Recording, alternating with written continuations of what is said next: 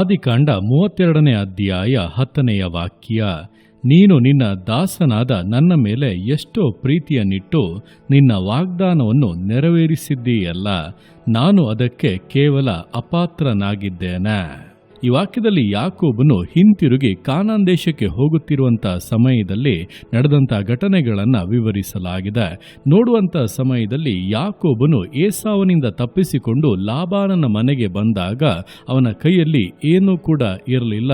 ಒಂದೇ ಒಂದು ಕೋಲನ್ನು ಮಾತ್ರ ಹಿಡಿದುಕೊಂಡು ತಲೆಗೆ ಒಂದು ಕಲ್ಲನ್ನು ಇಟ್ಟುಕೊಂಡು ಮಲಗಿದಂಥ ಅವನನ್ನ ದೇವರು ಈಗ 2 ಪಾಳೆಯಗಳಿಗೆ ಅಧಿಪತಿಯನ್ನಾಗಿ ಮಾಡಿದ್ದಾರೆ. ಎಲ್ಲ ಐಶ್ವರ್ಯವನ್ನು ಕೊಟ್ಟಿದ್ದಾರೆ. ದೊಡ್ಡ ಕುಟುಂಬವಾಗಿ ಅವನನ್ನು ಮಾರ್ಪಡಿಸಿದ್ದಾರೆ. ಈ ರೀತಿಯಾಗಿ 20 ವರ್ಷಗಳಲ್ಲಿ ದೇವರವನ ಜೀವಿತವನ್ನು ವಿಶೇಷವಾಗಿ ಆಶೀರ್ವದಿಸಿ ಹಿಂತಿರುಗಿ ಅವನನ್ನು ಕಾನಾನ್ ದೇಶಕ್ಕೆ ಬರಮಾಡುವಂಥ ಸಮಯದಲ್ಲಿ ಯಾಕೋಬನಾದರೂ ದೇವರ ಮುಂದೆ ಪ್ರಾರ್ಥಿಸುವವನಾಗಿ, ನೀನು ನಿನ್ನ ದಾಸನ ಮೇಲೆ ಎಷ್ಟೋ ಪ್ರೀತಿಯನ್ನಿಟ್ಟು ನಿನ್ನ ವಾಗ್ದಾನವನ್ನು ನೆರವೇರಿಸಿದ್ದೀಯಲ್ಲ, ನಾನು ಅದಕ್ಕೆ ಕೇವಲ ಅಪಾತ್ರನೇ ಎಂಬುದಾಗಿ ಪ್ರಾರ್ಥಿಸುತ್ತಾ ಇದ್ದಾನೆ.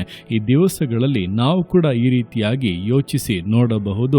ಈ ವರ್ಷದ ಆರಂಭದಿಂದ ಇಲ್ಲಿಯವರೆಗೂ ದೇವರು ನಮ್ಮನ್ನು ಅದ್ಭುತವಾಗಿ ನಡೆಸಿಕೊಂಡು ಬಂದಿದ್ದಾರೆ. ಈ ಕೊನೆಯ ದಿನದಲ್ಲಿ ನಾವು ಇದ್ದೇವೆ. ಇಷ್ಟು ದಿನಗಳು ದೇವರು ನಮ್ಮನ್ನು ನಡೆಸಿಕೊಂಡು ಬಂದಂಥ ರೀತಿಯನ್ನು, ಒದಗಿಸಿಕೊಟ್ಟಂಥ ರೀತಿಯನ್ನು, ನಮ್ಮನ್ನು ಕಾಪಾಡಿದಂಥ ಬಗೆಗಳನ್ನು ನಾವು ಯೋಚಿಸಿದಾಗ ನಾವು ಇದಕ್ಕೆ ಎಷ್ಟು ಪಾತ್ರರು. ಯಾವ ಯೋಗ್ಯತೆ ಇಲ್ಲದಿರುವಂಥ ನಮ್ಮ ಮೇಲೆ ದೇವರು ತೋರಿರುವಂಥ ದಯೆಗಾಗಿ, ಆ ಕೃಪೆಗಾಗಿ ದೇವರಿಗೆ ವಂದನೆಗಳನ್ನು ಹೇಳಬೇಕು. ದೇವರೇ ನಮ್ಮನ್ನು ಕಾಪಾಡಿದ್ದಕ್ಕಾಗಿ, ನಮ್ಮನ್ನು ನಡೆಸಿದ್ದಕ್ಕಾಗಿ, ನಿನ್ನ ಒದಗಿಸುವಿಕೆಗಳಿಂದ ನಮ್ಮನ್ನು ಪೋಷಿಸಿದ್ದಕ್ಕಾಗಿ, ಸಕಲ ವಿಧಗಳಲ್ಲೂ ಮೇಲುಗಳನ್ನು ಅನುಗ್ರಹಿಸಿ ಈ ದಿವಸದಲ್ಲಿ ಸಂತೋಷವಾಗಿ ಹೊಸ ವರ್ಷವನ್ನು ಪ್ರವೇಶಿಸುವುದಕ್ಕೆ ಸಿದ್ಧವಾಗುವಂತೆ ನೀನು ತೋರಿದಂಥ ಸಕಲ ಕೃಪೆಗಳಿಗಾಗಿ ನಿಮಗೆ ಸ್ತೋತ್ರ ಎಂಬುದಾಗಿ ದೇವರನ್ನು ಕೀರ್ತಿಸುವುದಾದರೆ, ಸ್ತುತಿಸುವುದಾದರೆ ಖಂಡಿತವಾಗಿ ಬರುವ ವರ್ಷವೂ ಕೂಡ ನಿಮಗೆ ಆಶೀರ್ವಾದದ ವರ್ಷವಾಗಿ, ದೇವರು ಜೊತೆಗಿದ್ದು ಮಾನಿಸಿ ನಡೆಸುವಂಥ ವರ್ಷವಾಗಿ, ವಾಗ್ದಾನಗಳು ಪರಿಪೂರ್ಣತೆಗೆ ಬರುವಂಥ ವರ್ಷವಾಗಿ ಇರಲಿದೆ. ದೇವರು ನಿಮ್ಮ ಸಂಗಡ ಇದ್ದು ನಿಮ್ಮನ್ನು ವಿಶೇಷವಾಗಿ ಘನಪಡಿಸುವಂಥದ್ದು ಬಹಳ ನಿಶ್ಚಯವಾಗಿದೆ. ಆದ್ದರಿಂದ ಈ ದಿವಸಗಳಲ್ಲಿ ನಾವು ಅಪನಂಬಿಗಸ್ಥರಾಗಿರುವಾಗಲೂ ದೇವರು ನಂಬಿಗಸ್ತನಾಗಿದ್ದು ನಮ್ಮನ್ನು ಮುನ್ನಡೆಸುತ್ತಾ ಇರುವುದರಿಂದಲೇ ನಾವು ಈ ದಿವಸದವರೆಗೂ ನೆಲೆಗೊಂಡಿದ್ದೇವೆ. ಈ ದಿವಸದವರೆಗೂ ಕೂಡ ಕರ್ತನಿಗೆ ಸಾಕ್ಷಿಗಳಾಗಿ ಜೀವಿಸುತ್ತಾ ಇದ್ದೇವೆ ಎಂಬುದನ್ನು ಅರಿತು ಆತನ ಕರಗಳಲ್ಲಿ ಪೂರ್ಣವಾಗಿ ಸಮರ್ಪಿಸಿ ವಿಧೇಯತೆಯಿಂದ, ದೃಢತೆಯಿಂದ, ಸಮರ್ಪಣೆಯಿಂದ ವಿಶ್ವಾಸ ಜೀವಿತಗಳನ್ನು ಮುನ್ನಡೆಸೋಣ. ದೇವರ ಕರಗಳಲ್ಲಿ ಸಮರ್ಪಿಸಿ ಪ್ರಾರ್ಥಿಸೋಣ. ಯೇಸುವೆ ಸ್ತೋತ್ರ ರಾಜ, ಕೊಟ್ಟಂಥ ಈ ದಿವಸಕ್ಕೋಸ್ಕರ ಸ್ತೋತ್ರ ಕರ್ತನೆ. ಈ ದಿವಸ ನಿನ್ನ ಕರಗಳಲ್ಲಿ ಸಮರ್ಪಿಸ್ತಾನೆ. ಪ್ರತಿಯೊಂದು ಜೀವಿತಗಳನ್ನು ನೀನು ಆಳ್ವಿಕೆ ಮಾಡು, ಬಲಪಡಿಸು ಕರ್ತನೆ. ಹೌದಪ್ಪ, ಯಾಕೋಬನು ಹೇಳಿದಂತೆ ನಾವು ಕೂಡ ನಮ್ಮ ಜೀವಿತವನ್ನು ಹಿಂತಿರುಗಿ ನೋಡುತ್ತೇವೆ. ನೀನಪ್ಪ ನಮ್ಮನ್ನು ಇಷ್ಟರ ಮಟ್ಟಿಗೆ ನಡೆಸಿಕೊಂಡು ಈ ದಿವಸದವರೆಗೂ ಅಪ್ಪ ಕರೆ ತಂದಿರುವುದಕ್ಕೆ ನಾವು ಎಷ್ಟು ಪಾತ್ರರಪ್ಪ.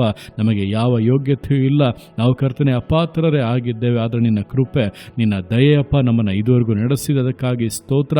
ಇನ್ನು ಮುಂದೆ ಕೂಡ ನೀನು ನಮ್ಮೊಂದಿಗೆ ಇದ್ದು ನಮ್ಮನ್ನು ಸಕಲ ವಿಧಗಳಲ್ಲೂ ಕರ್ತನೆ ಮೇಲುಗಳಲ್ಲಿ ಆಶೀರ್ವಾದಗಳಲ್ಲಿ ನಡೆಸುವಂತೆ ಸಮರ್ಪಿಸ್ತಾ ಇದ್ದೇವೆ.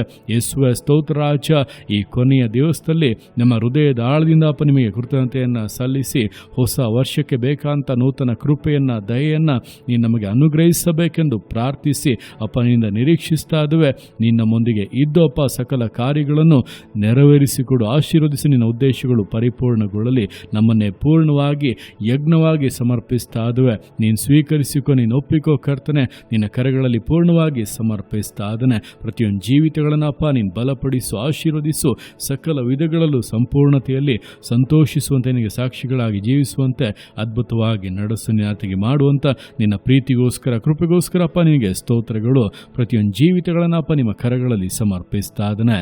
ಆಶೀರ್ವದಿಸು, ಮಾನಿಸು, ಘನಪಡಿಸು. ಎಲ್ಲೋ ನಿಮ್ಮ ಕರಗಳಲ್ಲಿ ಸಮರ್ಪಿಸಿ ಎಲ್ಲ ಸ್ತುತಿಗಳನ್ನು ಮಾತನಾಡಿನೊಬ್ಬನಿಗೆ ಸಲ್ಲಿಸಿ ಯೇಸುವಿನ ನಾಮದಲ್ಲಿ ಬೇಡುತ್ತೇನೆ ನಮ್ಮ ತಂದೆಯೇ. ಆಮೇನ್, ಆಮೇನ್.